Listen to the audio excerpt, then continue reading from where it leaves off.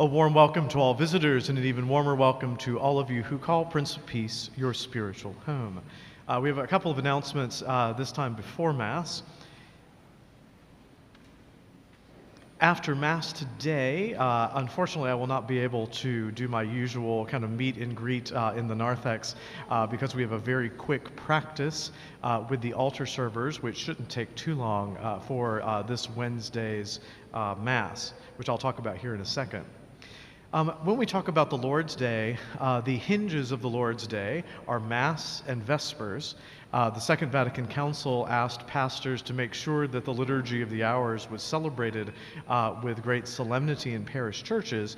And so on Sundays, we've been celebrating Solemn Vespers in English, according to the traditional Roman Rite, at 5 p.m., followed by Solemn Benediction of the Most Blessed Sacrament in Latin. So please join us to wind down the Lord's Day with this beautiful celebration of evening prayer. We've had a number of young adults move into our parish lately, and we'd like to invite our 18 to 35-year-olds to Advent, our young adult group, this Monday at 6:30 p.m. in the Knights of Columbus building, which is in that upper parking lot behind me. This Wednesday is the feast of the presentation of Jesus in the temple in the ordinary form and the purification of Mary in the extraordinary form. Known popularly as Candlemas, it is the tradition of the Church to bless candles on this day and to have a procession around the inside of the church before Mass. We invite all of you to participate in this holy day of opportunity. At 8:30 a.m., we will begin in the narthex, where a table will be set up for you to put your candles to be blessed, and then pick up a candle for the procession around the church with the school kids before a solemn Mass in English. At 7 p.m., you can place your candles on the table provided inside of the communion rail. Candles will be blessed before Mass, and you'll also be invited to the communion rail to receive a blessed candle for the procession inside the church and solemn high Latin Mass in the extraordinary form. You'll not want to miss these incredible opportunities to get blessed and to be blessed. Thursday is the Feast of St. Blaise. The Blessing of Throats will take place after the 7 a.m. and the 12 noon Masses.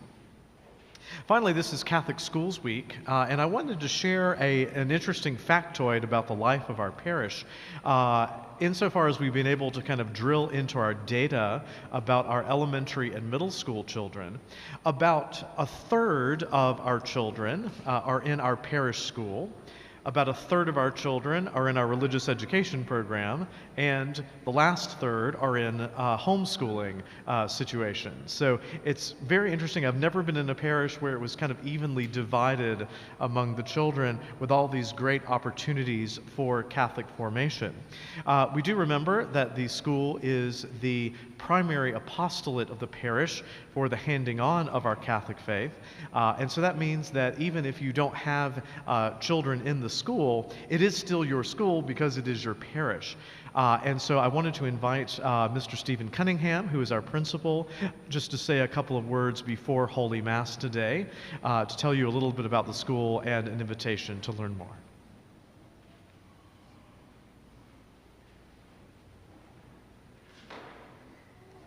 Good morning, everyone.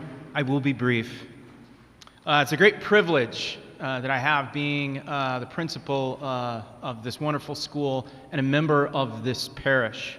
And the school would not exist without the parish. And today is the kickoff of Catholic Schools Week. So Catholic schools all over the United States are starting their week and reflecting and celebrating what a Catholic education is all about. And the school has come a long way in the last 3 years. Our enrollment is up 25%. We've doubled our capacity to provide, more than doubled, our capacity to provide financial aid. We've expanded our service opportunities and Catholic identity. We've had some recent academic accolades. We have a state runner-up Language Arts Award for a 6th grader for Beta. We had a 6th grader whose poem was selected for a national publication, and a 7th grader who is the state spelling bee champion for Skisa. And We are so very fortunate to be a part of this parish and all of the various ministries. And when I think in terms of our annual fund and money and donations that come to the school, 70% of that comes from parish families that don't have kids in the school. And to me, it's a testament to how much support the parish has for the school. And on behalf of the faculty and staff and families, we want to say thank you to the parish for that. We're so very blessed to be a part of this parish. If you haven't had a chance to be in our school, call us, come over and take a tour. We'd love for you to kind of see us in action or pay a visit. And if you've never thought about maybe sending your children to school, talk to us about it. We'd love to have a conversation. We are the primary apostolate of Prince of Peace Parish, collaborating with families to offer children a rigorous curriculum that promotes intellectual formation and virtue development immersed in the teachings of the Catholic faith. We thank you for helping us live out our mission as a school. God bless you.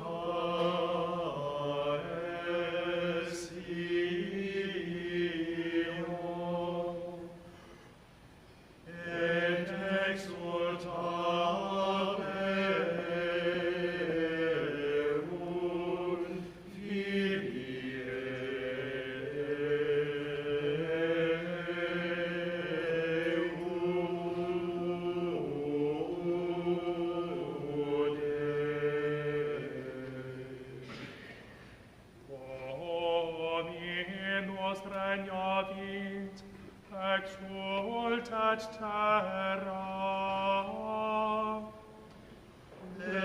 Letentur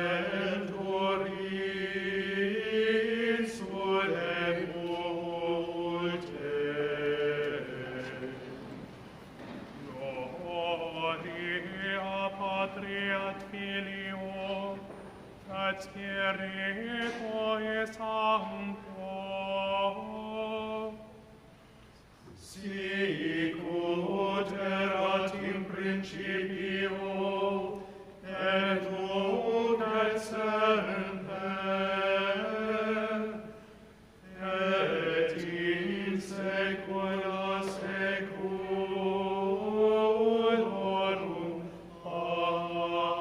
Amen. Adorat et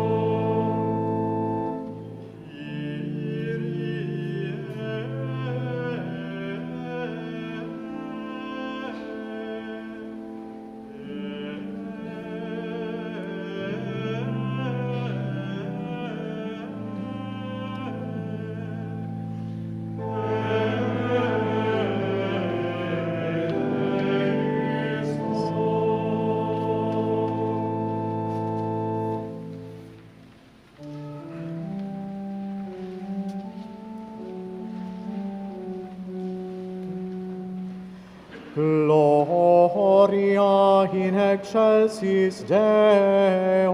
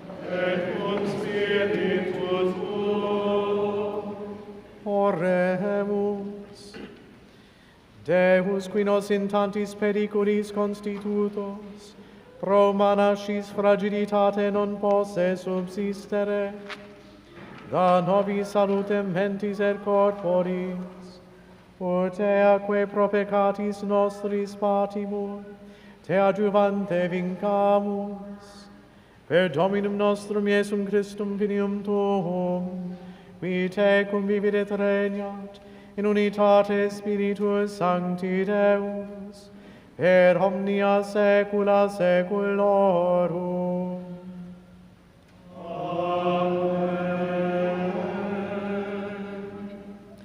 Lectio Epistolae Beati Pauli Apostoli ad Romanos. Fratres, nemini quid quam de Beatis, nisi ut in vicem diligatis, qui enim dirigit proximum, legem in plebit. Nam, non adulterabis, non occides, non furabilis, non falsum testimonium dices, non concupisces, et si quod est adiud mandatum, in hoc verbo instauratur, diliges proximum tuum sicut te ipsum. Dilectio proximi marum non operatur, plenitudo ergo legis est dilectio.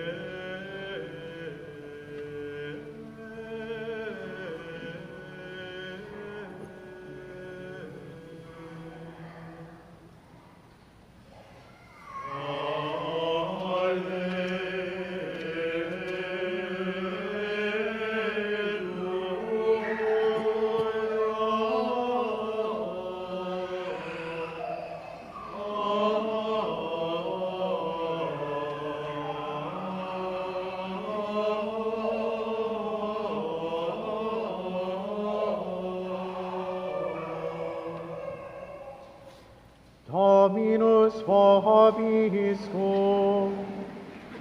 Et cum spiritu tuo. Sequentia Sancti Evangelii secundum Matteum. Gloria tibi, o Domine.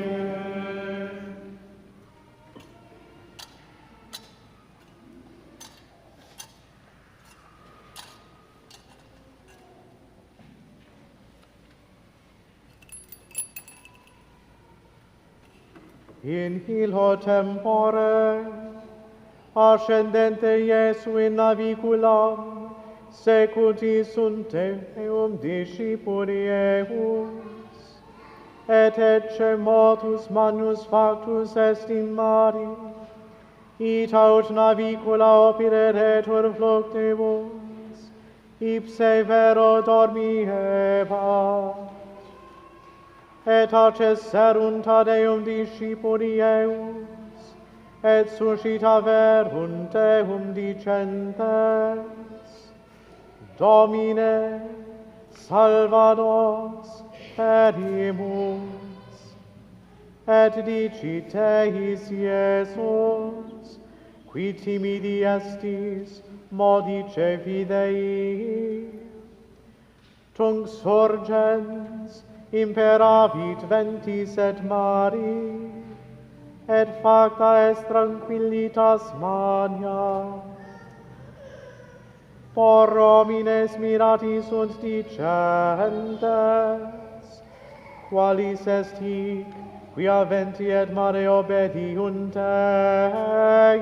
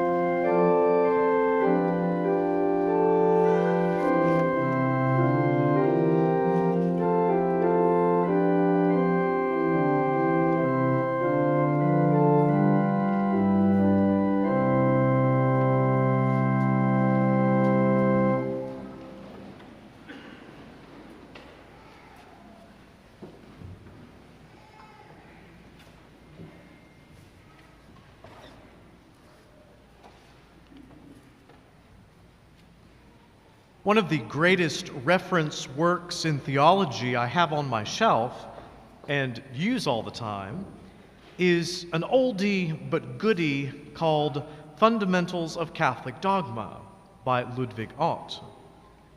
It reads a bit more like a telephone book than a gripping novel. I know I'm dating myself with a reference to the telephone book, so if the kiddos in the congregation don't know what that is, remember to ask your mama after Mass what a telephone book is. But it goes through the teachings of the Church and provides where they come from in Scripture, philosophy, and tradition. It's a good user manual for basic theology. Unfortunately, many people who study theology nowadays don't have this clear, concise, basic knowledge. Theology students today want to do advanced calculus before they even learn their multiplication tables. And the fact that the internet has given every lunatic a voice means that many Catholics are very confused about even the most fundamental truths of our faith.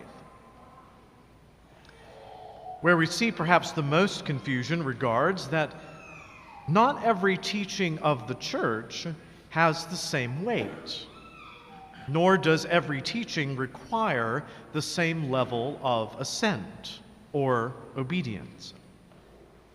Some of our Protestant friends paint this caricature of authority and obedience in the Church. For them, the Pope is an absolute monarch whose every whim is to be blindly obeyed without question under pain of an eternity in hell. The sad thing is that there are many Catholics who actually think the same thing, or at least veer perilously close to it. One of my favorite novels is Evelyn Waugh's Brideshead Revisited. In it, the Canadian business tycoon Rex Mottram feels that he has to become a Catholic to marry the socialite Julia Flight. And so he goes to Father Mowbray for instruction. And Father Mowbray recounts, "Yesterday I asked him whether our Lord had more than one nature. He said, 'Just as many as you say, Father.'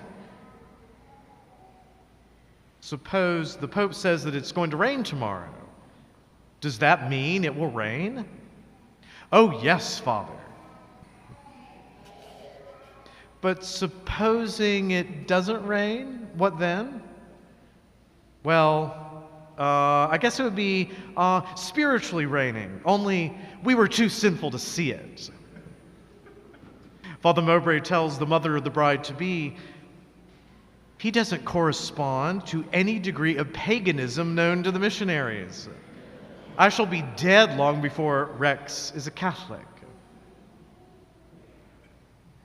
In reality, though, we have rather a lot of Rex Mottrams running around the church these days. And the reason is that the very clear categorization of the teachings of the faith and the assent required of them that is present in Ludwig Ott's textbook is now no longer known or appreciated. True authority has been replaced by sheer will to power, in which truth doesn't seem to have a lot to do with it.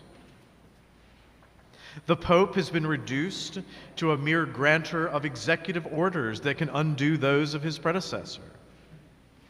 And people have made the church into a series of conflicting political parties that are all jockeying for power to impose their opinion on the church and call anyone who disagrees with that opinion a disloyal dissenter who isn't really a Catholic. So, is there a way out of this?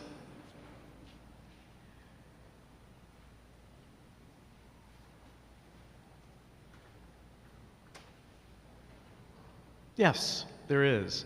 By realizing what teachings have what weight and what assent Catholics are expected to have.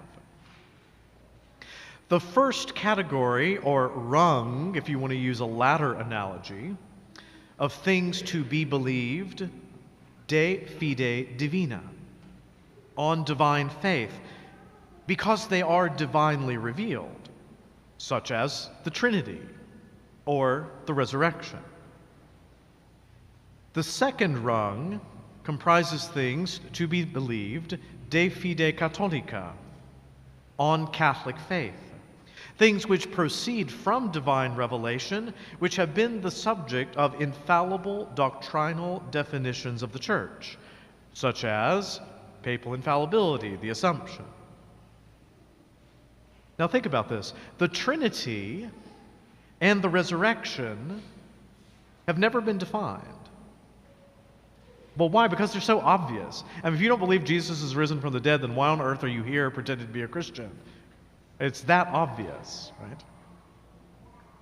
Papal infallibility and the Assumption were defined after a process of discernment by the Church that those doctrines belong to the original deposit of faith handed on by Christ to his apostles.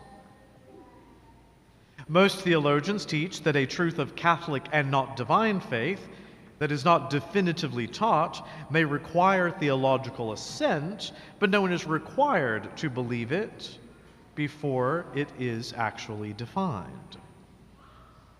Example, St. Thomas Aquinas did not believe in the Immaculate Conception, but it had not been defined de fide catholica yet, and so he wasn't a bad Catholic. Now, if you or I deliberately deny this Catholic truth, then we are guilty of the sin of heresy. On the third rung, are consequences or presuppositions of the teaching of Revelation. These truths are not immediately revealed, but are so intrinsically connected with the truths of Revelation that their denial would undermine those truths. They are called Catholic truths, to distinguish them from divine truths above. These include theological conclusions, dogmatic facts, and truths of reason. The fact that St. Peter was the first bishop of Rome and has universal jurisdiction over the whole church is such a truth. The philosophical concepts of person, substance, transubstantiation, those are Catholic truths. They are not divine revelation itself, but flow from it, and as such require a lower level of assent, not because they're somehow less worthy of belief, but because they do not as immediately come from God. The fourth rung are theological opinions, which are free views on aspects of faith and morals. Sometimes the teaching authority of the Church defines one opinion over another, but until then, there is freedom in that area. 4 rungs, but what levels of assent do we as Catholics owe to them? Okay. First, fides divina. Divine faith is owed to those doctrines de fide divina. We believe them because God Himself reveals them. Second, fides catholica. Catholic faith is owed to those doctrines de fide catholica. We believe them because they have been defined by a solemn judgment of the Pope or an ecumenical council as a truth contained in divine revelation. Third, Catholic truths are accepted solely on the authority of the Church and are infallibly certain as dogmas proper. Now, once you get past the first 3 sets of levels of assent to the first 3 levels of dogma into our 4th rung, we get into a very different world. That is the space where theology, which seeks to explain the faith, speculates about what is in dogma. There are teachings which are to be taken on fides ecclesiastica, entirely on faith in the Church. Then sententia fidei proxima, teachings proximate to faith, which are generally regarded by theologians as true, but not yet defined. After that, sententia certa, conclusions drawn from the last category. Sententia communis, common teaching, which is generally accepted by theologians. Sententia probabilis, which are well-reasoned theological opinions. Sententia pia, opinions which seem to be in agreement with the consciousness of the faith. And opiniones toleratae, an opinion which is weakly founded, but tolerated by the Church. Now, you may be sitting there this afternoon thinking, okay, Father, my head hurts now, right? So what does this mean? How is this even remotely relevant to my life as a Catholic? As Ludwig Ott succinctly describes it, with regard to the teaching of the Church, it must be noted that all assertions of the teaching of the authority of the Church on questions of faith and morals are infallible and consequently irrevocable. Those that are infallible come from when the Pope speaks ex cathedra, solemnly defining a teaching already present in divine revelation as binding on all the faithful, and ecumenical councils representing the bishops of the entire world. And there's only ever been 21 of those, and I hope to God I never see another one in my lifetime. And even in councils, only those things that are definitively teaching on faith and morals, not disciplinary decisions. The ordinary, usual teaching authority of the Pope, the decisions of the dicasteries of the Roman Curia, the papal bureaucracy, none of that is infallible. Now, that doesn't mean that it's a free-for-all. It means that there should be more than just respectful silence. There needs to be what theology calls a religious obsequium. But even that inner obligation may cease when a competent expert, after a renewed scientific investigation of all grounds, arrives at the positive conviction that the decision rests on an error. The Church also traditionally assigns censures to those who hold opinions to the contrary. But you know what? They're not all the same either. Okay? Now I'm going to blow your mind. Okay? A heretical proposition, proposition proximate to heresy, proposition savoring of heresy, an erroneous proposition, a false proposition, a temerarious proposition, a proposition offensive to pious ears, a captious proposition, a scandalous proposition. Even the Church's censures presuppose that, okay, there are some things, like heretical propositions, which land you outside the visible full communion of the Church. Okay? All the way down to scandalous propositions that the hierarchy of the Church would encourage you to avoid, but that don't break communion with the Church. The level of obedience which we owe to various church teachings is directly proportional to how much assent is required of a certain teaching because of the level of its importance. What that means is that there actually is a great room for freedom and discussion.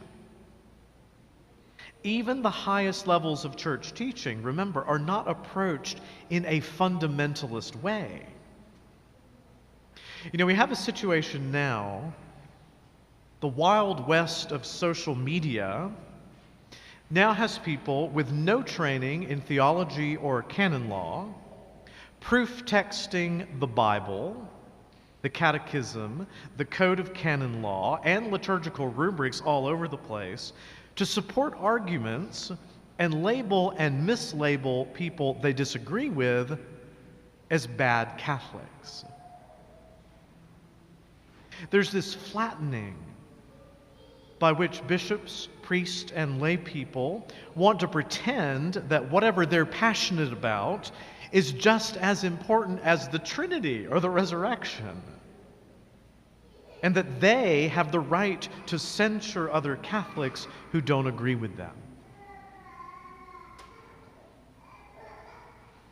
My friends, at its root, this is profoundly un-Catholic. Also, Catholics who want to be obedient, faithful members of the Church sometimes struggle so much with one church policy or decision or statement or another that they stop going to church at all. They leave the Catholic Church, or they stay, but they're angry and bitter.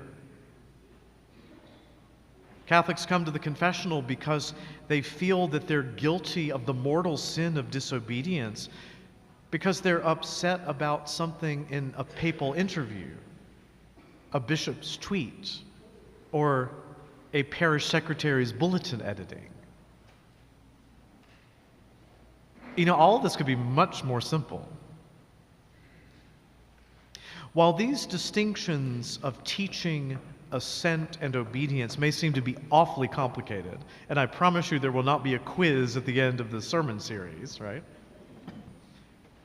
What I want you to take away from all of this is that this can actually make it much easier for Catholics to see where they truly need to align themselves with the teaching of Christ, and where they actually do have a greater freedom in belief and action than they may realize.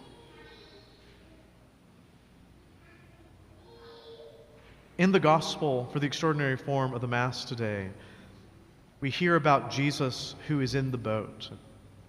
And there's this tremendous storm which is all over the place. And Jesus is just sleeping, doing his thing in the boat. The apostles are freaking out. I would be too. Not a pleasant situation to be in. And then at the command of the Lord, everything is calm. The life of the Catholic Church right now at this moment is a complete and utter freak show. I'm just going to call it like it is. The boat, the bark of Peter, is rocking up and down and all over the place, and everybody inside is like, what on earth is going on? Where are we going? How are we getting there? It just seems like a very strange time. But Jesus is still in control. Now, we may be yelling for him to wake up and do something, right? But in his time, he will bring peace and order to his church. So how do we navigate inside of the rocky boat? Well, when we engage in authentic dialogue of hearts and minds, motivated by charity and justice, obedience and freedom take their proper place in the Christian life. In the ordinary form today, we had, the beautiful hymn to love in 2 Corinthians of St. Paul, where he reminds us that at the end, the only thing that is going to be left is love. And that is why we have to be open to the other, whoever the other is, in true charity and with a great sense of justice. As soon as we grow deaf to our Christian brothers and sisters and stop working towards what is loving and right, freedom becomes imperiled or unhinged, and obedience becomes either a sham or a straitjacket. But you know what? It doesn't have to be this way.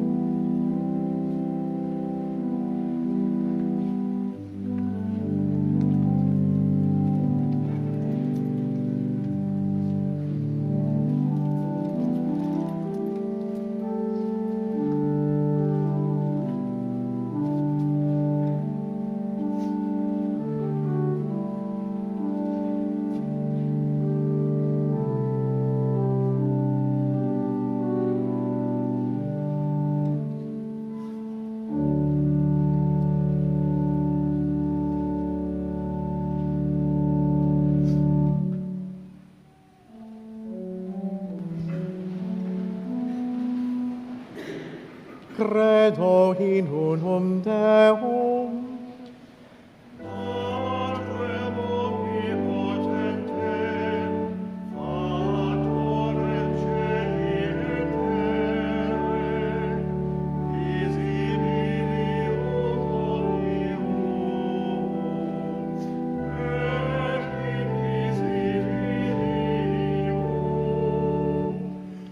Et in unum Domino, Iesu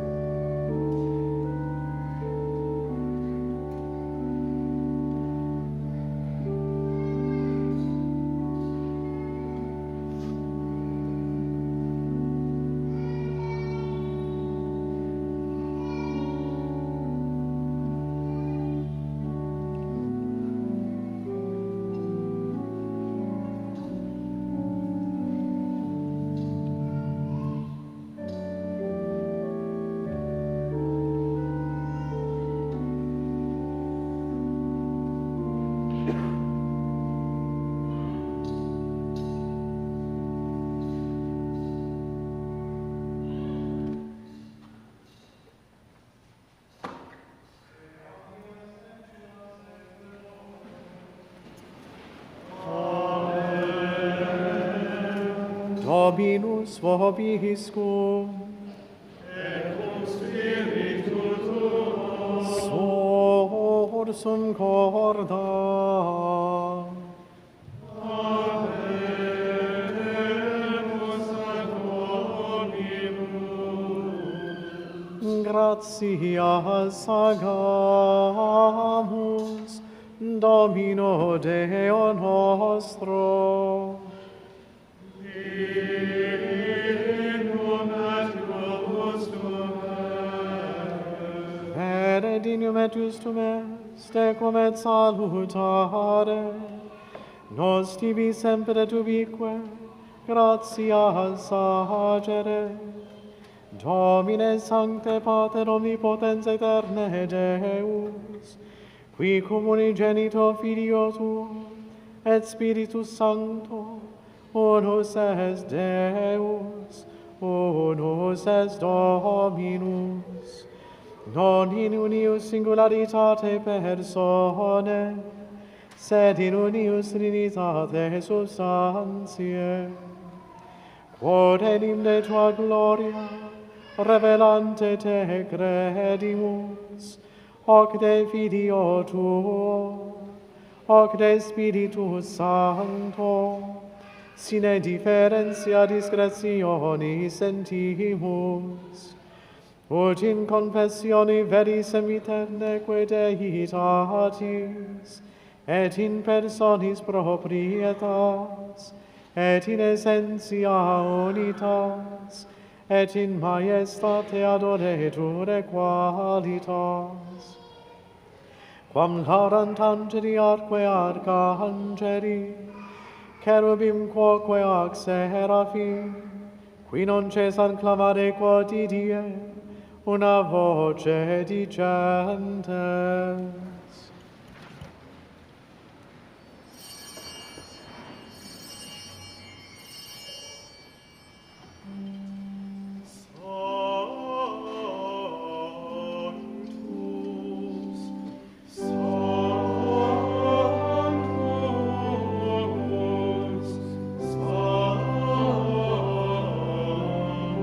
Sanctus, Dominus Deus,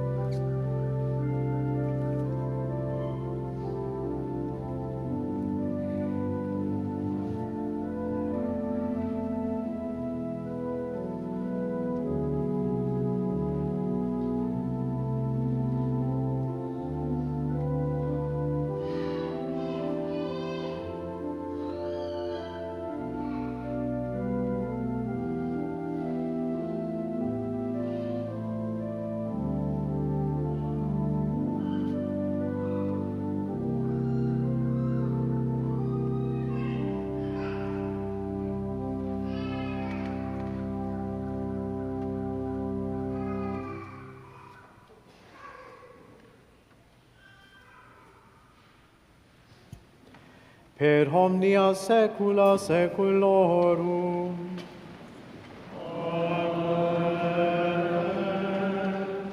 Oremus, recepti salutaribus moniti, et divina institutione formati, audemus dicere. Pater noster, qui es in celis, sanctificetur nomen tuum, adveniat regnum tuum, fiat voluntas tua, sicut in cielo et in terra. Panem nostrum quotidianum da nobis hodie, et dimite nobis debita nostra, sicut et nos dimitimus debitoribus nostris, et ne nos inducas in tentationem, sed libera nos a malo.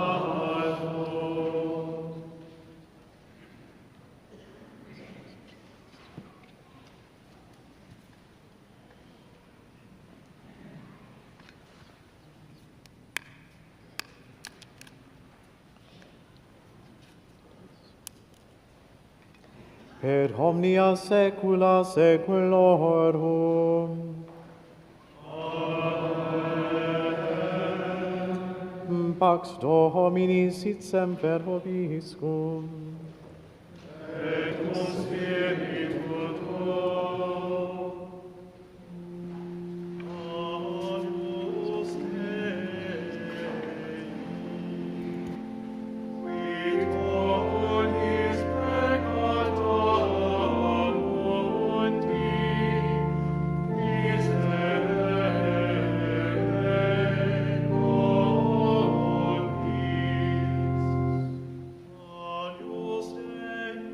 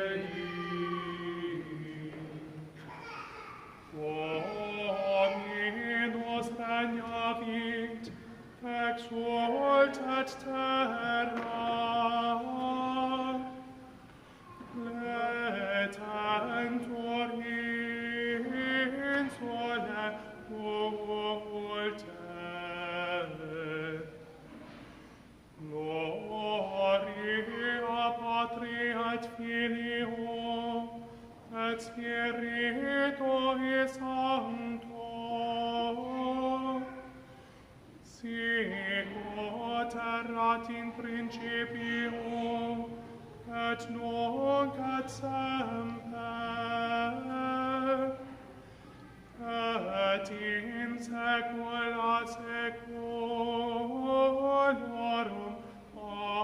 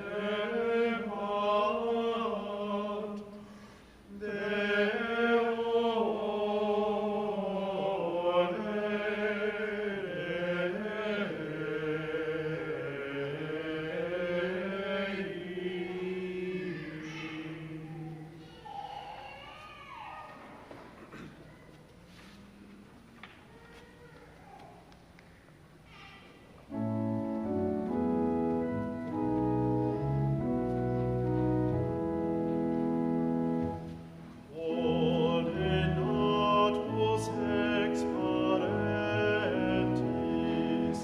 ante mundi exordium, et hoc omniominatus, ipse fons et clausula,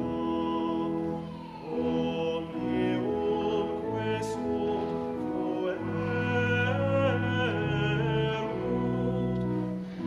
eque post futura sunt, saeculorum saeculis.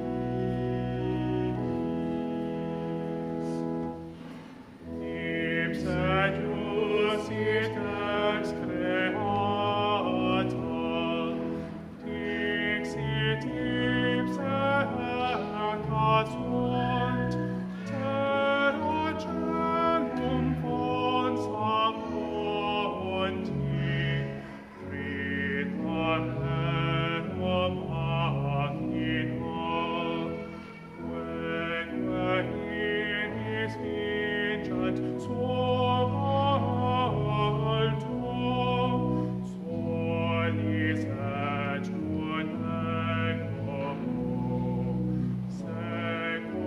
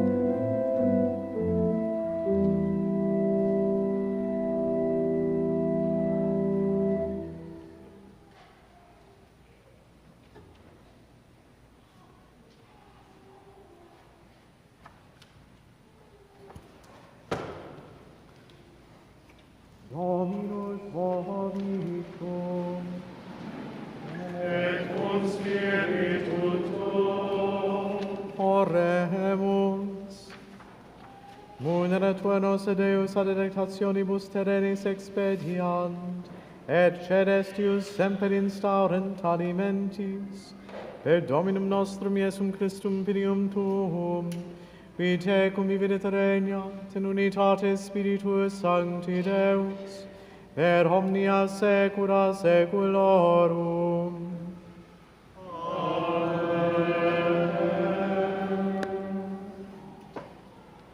Dominus vobiscum. Et cum spiritu tuo.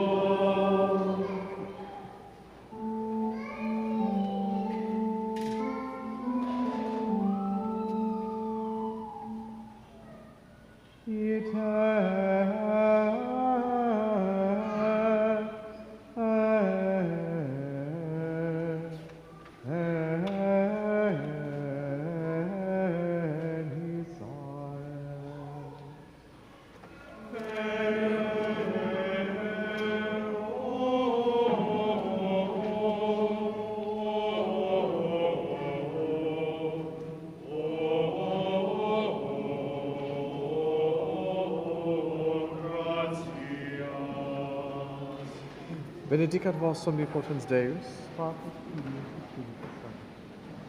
Dominus vobiscum, et Sancte Evangelii secundum.